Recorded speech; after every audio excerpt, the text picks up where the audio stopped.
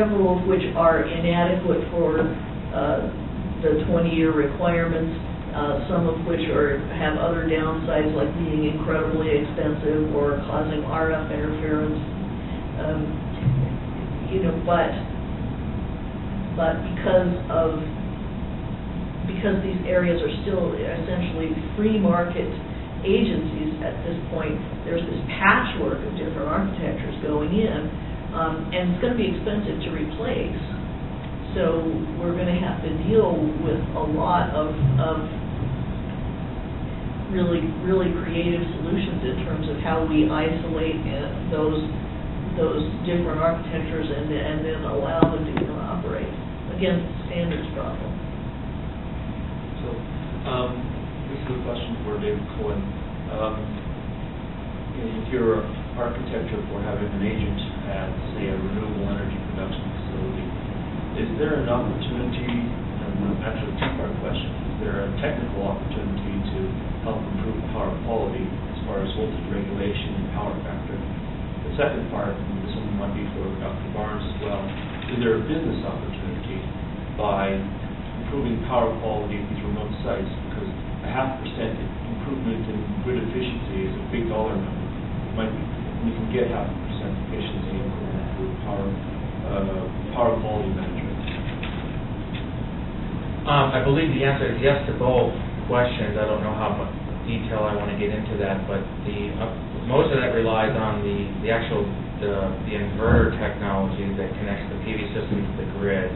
ONeal here and other manufacturers are working on inverters that can actually do volt-amp reactive arc control in the grid, which can actually impact the voltage stability on the grid itself. In terms of coming out the other side, I think the inverter manufacturers have done a really good job of creating very clean power output. In fact, that's one of a very good benefit of PV-produced electricity. But yes, on the system itself, that's one of the major concerns that utilities have about seeing a lot of this on their distribution network, is wanting to be able to actually tweak not only where the power gets routed. So should the power go from back to the grid? Should it go into a storage system, or should it go into the house?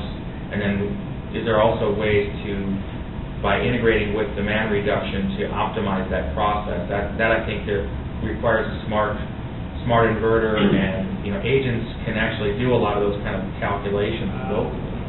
One of the things we've been trying to do is understand if we can put an agent right on the inverter. There's issues with that because they have to be UL rated, and there's all kinds of issues about getting the power electronics and the software on them. But that's really where we would like to see an agent located, is on the inverter. And we're actually working in a project with EFRI in, I believe it's Knoxville, where there's a company called, it's an energy storage company and an inverter company. We're actually going to be testing these in the next probably 6 months. But I do believe that the qualitative aspects of the power are really of interest to utilities, which means how do you actually control the inverter, and how does it produce power back on the grid? It's a very high value. I can't tell you that all utilities are thinking about that, but I think as soon as you get to the point where, like in Marin County, where they're looking at lots of these on the feeder, they're starting to pay attention to it now. Where if you go up to Platte River Power Authority, Fort Collins, I think they're very concerned about this, but the economics for PV is not as good in Colorado, so you're not seeing as much penetration. It's really kind of sad because Colorado has the best solar resource, and the economics for putting in solar in Colorado aren't as high. So that I think will change over time. I would comment on that there's an additional problem. If you have a whole lot of sources generating sine waves, I've already done that. You've got to see how they get phased together so they all sync together. That's easy when you've got one large source to